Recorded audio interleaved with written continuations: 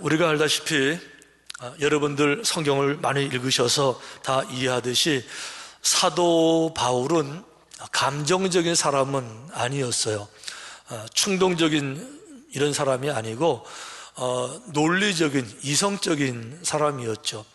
당시에도 최고의 가마리엘 학문 공부한 사람이고요. 그리고 이성적인 사람들의 특징, 이성적으로 옳다고 생각하는 일을 추진함에 있어서 거리낌이 없었어요. 감정적으로 이거 해도 돼 안 해도 돼 이런 게 아니고 판단해 봐서 분명하면 그냥 정확하게 추진하는 거죠. 너무 냉철하고 차갑죠. 그래서 이분이 스데반 집사를 바라볼 때, 초대교회 제자들을 바라볼 때 정말 너무 잘못했다고 생각했습니다. 아니, 인간 예수가 어떻게 하나님의 아들일 수 있어? 신성모독이잖아요. 그러니까 이런 사람은 죽어 마땅해. 그리고 그런 사람을 추정하는 사람들도 죽어야 돼. 범죄 해석이 되니까 스데반 집사 돌로 쳐 죽이는 일을 눈 하나 까딱 안 하고 진행해서 죽여버리는 아주 차가운 냉철한 이런 사람이에요. 이분이 나중에 다메섹 도상에서 정말 살아계신 예수님을 만납니다. 생생한 주님의 음성을 듣습니다. 그러고 나서 이분이 완전히 새로운 사람이 됐는데 이렇게 얘기를 했어요. 그러나 내게는 우리 주 예수 그리스도의 십자가 외에 결코 자랑할 것이 없다.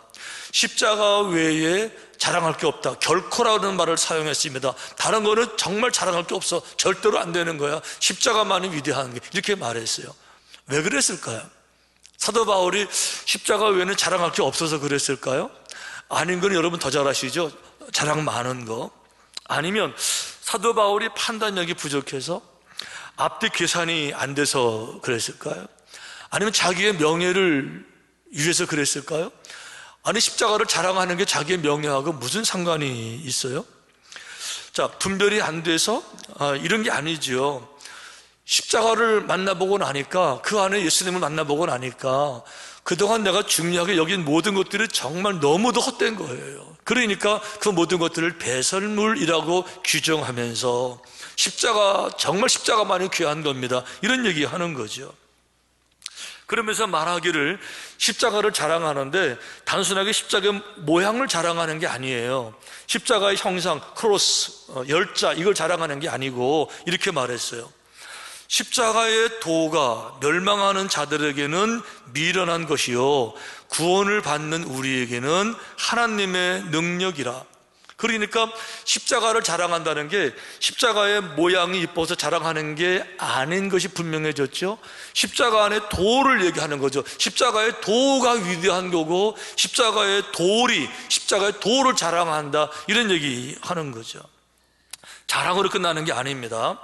내가 너희 중에서 예수 그리스도와 그가 십자가에 못 박히신 것 외에는 아무것도 알지 아니하기로 작정했다. 그러니까 예수 그리스도의 십자가 외에는 알 필요도 없고 소용도 없고 의미도 없고 중요하지도 않고 파워, 능력도 아니고 가치 있는 게 없으니까 오직 십자가 이것 외에는 붙잡을 것도 없고 자랑할 것도 없고 알 것도 없고. 무슨 얘기죠? 십자가의 절대성을 말하는 거예요. 십자가의 완전한 구원의 진리를 말하는 거죠. 자, 중요한 것은 이 십자가의 구원의 진리, 십자가에서 예수님께서 모든 인류의 모든 죄를 다 지시고 돌아가셨다라고 하는 이 기독교의 진리는 2000년 동안 성경을 통해서 모든 민족에게 전파가 됐고, 십자가에서 예수님 만난 모든 사람들은 인생을 변화시키고 삶을 변화시키고 새로운 사람들이 되었어요. 그런데 우리 기독교 2000년 역사에 기독교를 무너뜨리기 위한 많은 공격들이 있었는데 크게 세 가지의 공격들이 있었습니다. 첫째는 외부적인 핍박이에요. 자, 예를 들어 말하면 로마 황제가 기독교인들, 특히 네로 황제가 얼마나 많은 핍박을 했어요.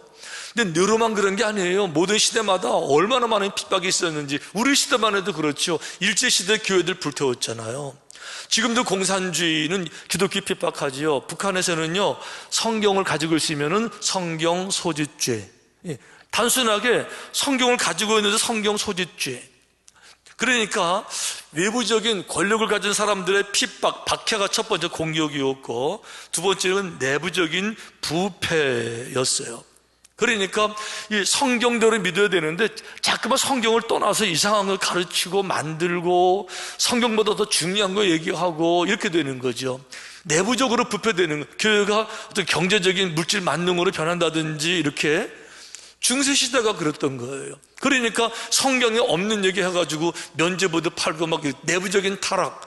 근데 그때마다 믿음의 사람들이 일어나서 성경으로 돌아가야 됩니다 이러면서 성경으로 계속 돌아오면서 2000년 동안 기독교는 무너진 것이 아니라 더 많이 전파가 되고 수많은 사람 삶을 새롭게 했던 거죠. 세 번째는 이단들의 공격이 있었어요. 이단들은 왜 이단이라고 말을 하느냐? 이자가 달을 이자고 단자가 끝단자예요.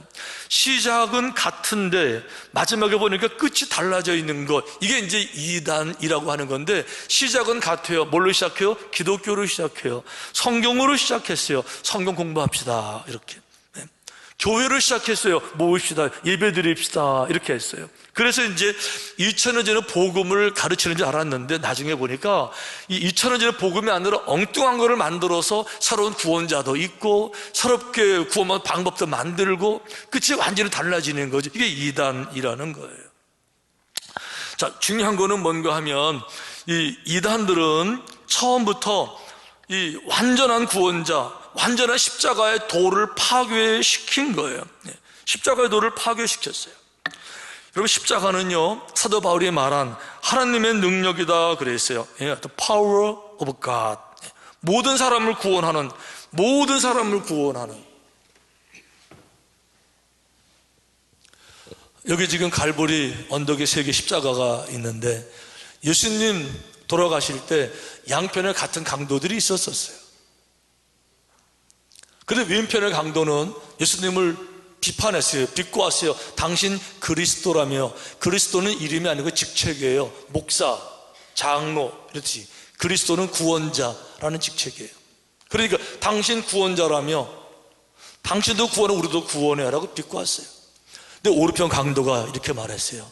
자기 친구를 정말 강하게 청량하면서 정말 무슨 얘기 하는 거냐고. 우리가 당연히 죄값으로 가는 거지만 이분은 죄가 없는 분인 거 알지 않냐고. 이분은 하나님의 아들인 거 알지 않냐고. 왜 이분을 비난하냐고. 그러면서 주님, 나를 불쌍히 여겨달라고. 당신 하나님의 아들인 거를 인정한다 그런 뜻이죠. 하나님의 아들로서 죄 없이 죽는 거를 인정한다 그런 뜻이죠. 그렇게 주님께서 그걸 보시고 내가 진실로 내게 이르노니 내가 오늘 나와 함께 낙원에 있으리라. 무슨 얘기죠?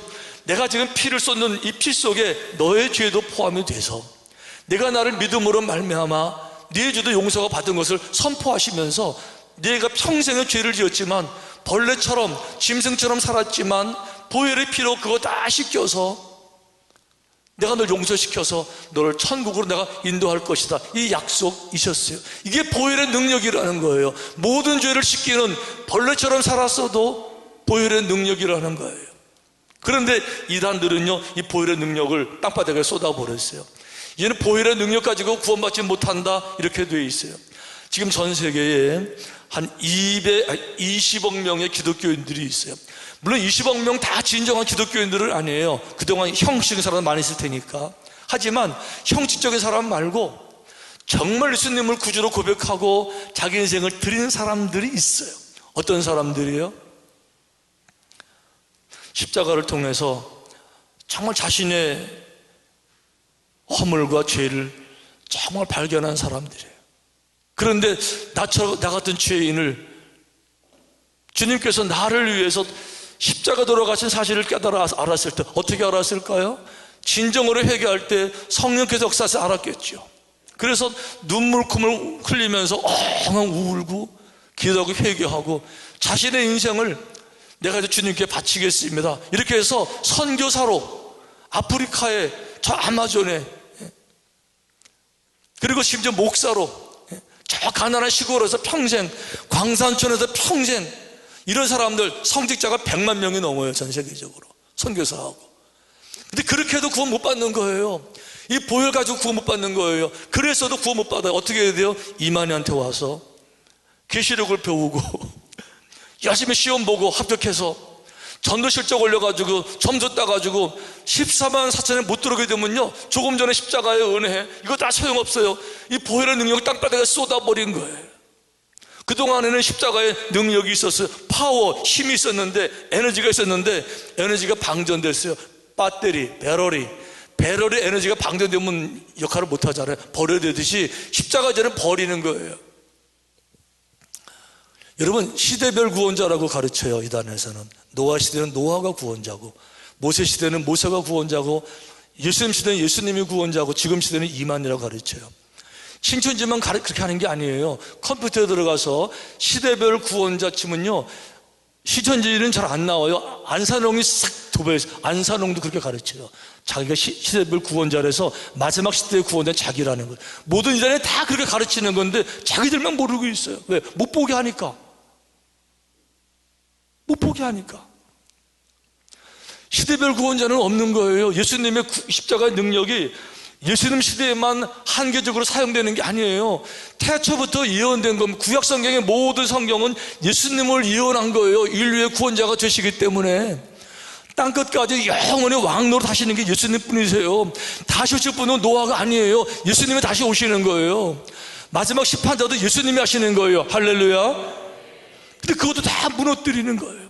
그러니까 성경으로 시작해서 성경을 몽땅 다 거짓말책으로 만들고, 성경을 땅에 떨어뜨리고, 십자가로 시작해가지고 십자가를 땅에 떨어뜨리고, 파워가 없는 것처럼, 번아웃된 것, 탈진된 것처럼, 에너지 방전된 것처럼 만들어서, 그리고는 자기가 구원자라고 그러고. 그러니까 우리들이 하나님이 우리에게 주시는 지혜를, 선입견을 버리고 고정관념을 다 버리고 여러분 스스로를 믿으세요. 왜? 여러분 인생은 여러분이 책임지는 거예요. 누구든지 간에 자기 인생은 내가 책임지는 겁니다. 내가 판단해서, 내가 이성적으로 계산해서, 철학적으로 논리적 상황적 봐서 아닌 건 버리고 맞는 건 취해야 되잖아요. 나만 알 수 있습니다. 그러니까 선입견을 버리고 고정관념을 버리고 복음에 무엇이에요? 오직 한번 사도 바울이 그런 얘기 하겠어요. 십자가만을 자랑하고, 왜? 십자가만은 능력이에요. 아멘. 십자가도 좀 더 들어가 보십시다. 십자가도에서 사도 바울은 이렇게 말했어요. 첫 번째는, 십자가도 첫 번째, 우리의 모든 죄를 대속하는 능력이 십자가에 있기 때문에 사도 바울은 십자가를 붙잡은 거예요. 사도 바울은 죄가 얼마나 심각한 가장 근본적인 문제인지를 정확히 알고 있었어요. 일단 죄를 지으면 모든 사람은 죄책감에 시달립니다. 죄책감이라는 겁니다. 얼마나 짓누름을 당하는지. 그런데요, 죄의 결과는요, 죄책감으로 끝나는 게 아니에요. 모든 관계를 다 파괴시켜요.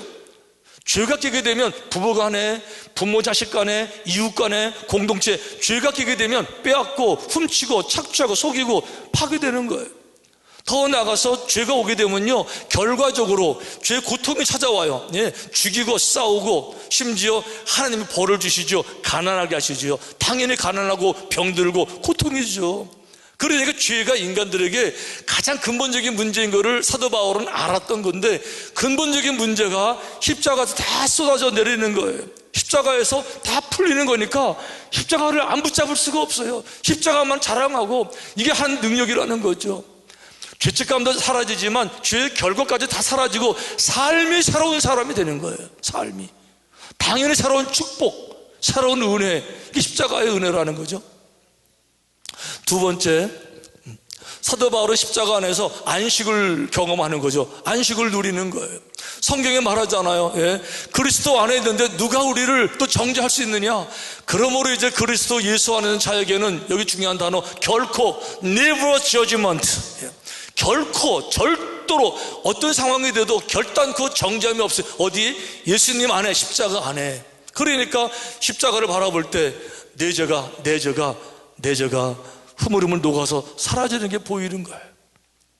딱딱한 초처럼 딱딱했었는데 천둥 녹아서 흘러내리듯이 내 딱딱한 죄가 십자가에서 흘러내리는 것을 보는 거예요. 그러니까 십자가를 바라볼 때 책망받을 걱정, 벌받을 걱정, 다시 주님 만나실 때 어떻게 만나지, 이런 걱정 안 하는 거죠. 다 씻김 받은 십자가를 통해서 안식을 누리고, 십자가에서 진정한 위로를 경험하는데 어떤 위로냐? 이 위로는요, 도피성, 완벽한 도피성이에요.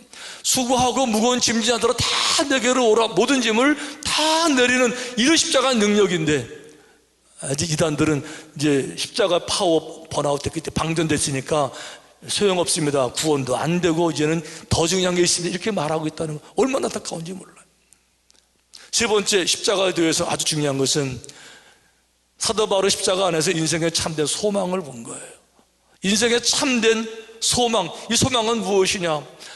아무리 실패자라 하더라도, 아무리 절망했다 하더라도 모든 순간에서, 심지어 모든 사람들이 저 사람은 구제불능이야, 그랬던 사람조차도 십자가 안에서 새로운 사람이 될 수가 있는 거예요.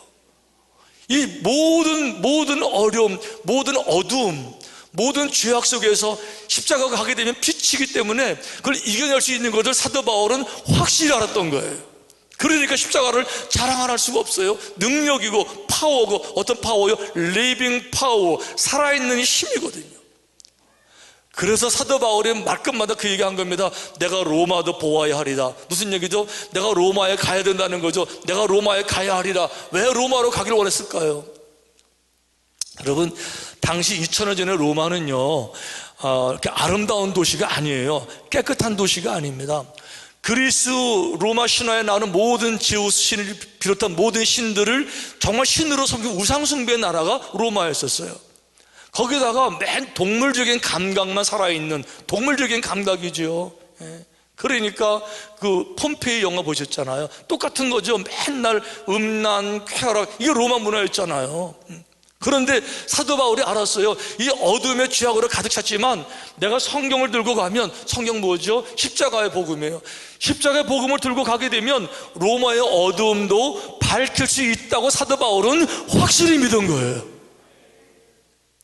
그래서 그렇게 가기를 원했던 거고, 갔는데 그 믿음대로 역시 십자가는 능력이었어요. 결국 로마가 변화가 돼서 로마의 국교가 되고, 로마를 통해서 유럽으로 복음이 다 전파가 되고, 유럽을 통해서 전 세계에 다 퍼지게 된 거잖아요, 지금.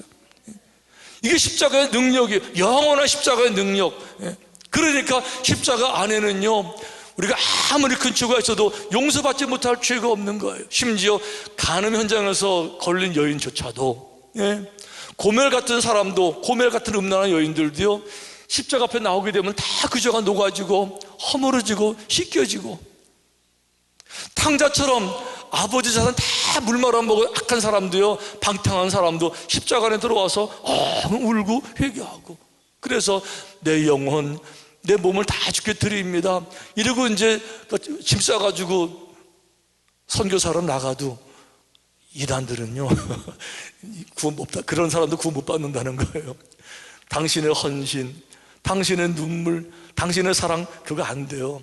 이만한테 와서 계시록 배우고 시험 봐가지고 그 연결시키는 거 딸딸딸 오여서 그거 썼고, 시험에 합격해야 되고, 거기다 전도 실적 올려서 일정 부분을 해서 합격해서 올라가지 못하면, 그러니까 이제는 14만 4천은 넘었잖아요. 어떡하죠? 그러니까 그동안에는 그래서 시험 보고 합격하면 인친 거라 그랬는데 교리를 싹 바꿔서 합격해도 이제 내면적인 14만 4천 이렇게 말하니까 이제 30만, 40만, 100만이 돼도 내면적 14만 4천, 무한 경쟁. 그러면서 이만희는 이제 어떻게 해요? 그 많은 돈 다 갖다가 가평에 별장 짓고, 자기 부인 있지만 다른 여자 살다가 그 부인은 다 이렇게 그 양심선을 했음에도 불구하고 그 못 듣게 하고 거짓말이라 그러고 계속 쫓아가고 있고. 여러분, 당신 스스로를 믿어야 돼. 왜? 내 인생은 다 내 책임이에요. 우리가 예수님을 영접한 것도 내가 결정한 거예요. 왜? 내가 옳다고 판단해 됐으니까. 그렇다 그러면 지금도 복음을 내가 붙잡을 건지, 아니면 복음을 파괴한, 복음이 뭐죠? 왜 기독교라고 부르죠? 기독이라는 말이 영어로 크라이스트, 그리스도예요. 그리스도를 한문으로 쓸 때 기독이라고 썼어요. 왜 기독교죠? 그리스도만 구원자로 고백하기 때문에 그리스도교라고 믿는 거예요. 그리스도만 구원자이기 때문에 기독교라고 부르는 거예요. 그런데 이단들은요, 그리스도교를 시작을 했는데 또 다른 상위의 구원자를 만들어 놓고, 그리고는 여전히 그리스도교라고 말하고 있어요. 구원자 이름을 붙여서 그 교를 해야 되는데 이만희 교 이러게 되는데 여전히 그리스도 교라고 말하면서 자기는 그리스도보다 위에 올라가 있어요. 왜 그런가 하면 마지막에 심판하는 사람이 최후 권위자입니다. 권위자예요. 아래에서 훑어가지고 오게 되면요 위에서 결정해야 되는 거예요. 우리 교회도 마찬가지죠. 죄송하지만 뭐 행정 질서니까 부목사님들이 여러 가지 많은 아이디어도 많이 내고 하잖아요. 다 귀한 거잖아요. 하지만 최종 결정은 제가 하는 거예요. 담임 목사기 때문에. 그러니까 이만희를 통해서 하던 우광성을 통해서 하던 다른 누굴 통해서 하든지 간에 예수를 믿은 사람들이 다 주님께 와서 주님이 판단해 보시고 너는 형식이 아니고 가식도 아니고 정말 진심으로 보혈을 믿고 나를 사랑하는구나. 구원 판단을 주님이 하셔야 되는데 이제 거꾸로 한 거예요. 예수님께 나와서 주여 벌레 같은 나를 용서하셔서 정말 무한 감사합니다. 생명을 드립니다. 이렇게 해가지고 영접한 사람들 20억 명이나 있고 자기 인생을 드린 목회자 성직자가 100만 명이 넘어가는데 이거 가지고 안 돼요. 이 사람들이 이만한테 와가지고 이제 이만 이거 맨 마지막에 걸러낸다 그러면 누가 더 높은 거예요? 여러분들이 똑똑하잖아요. 여러분들 이성으로 논리를 한번 생각해 보세요. 세뇌가 아니고 고정관념이 아니고 할렐루야. 복음은 영원한 거예요. 왜 복음이 진리죠? 진리는 변하지 않기 때문에 진리인 거예요. 교리가 계속 신천지는 계속 바뀌어 나가잖아요. 그때 이렇게 바뀌는 건 진리가 아니에요. 임승변이고 유혹이고 꿰는 거죠. 할렐루야. 오늘은 그 예수님께서 십자가를 지시기 위해서 놀러 가는 것도 아닌데 파티에 가는 것도 아닌데 쇼핑 가는 것도 아니고 십자가를 지시기 위해서 성으로 들어오시는 주일이에요. 그 마음이 얼마나 무거울까, 착잡할까. 하지만 그것만이 모든 죄를 씻기는 아시기 때문에 그 일을 감당해 주셨어요.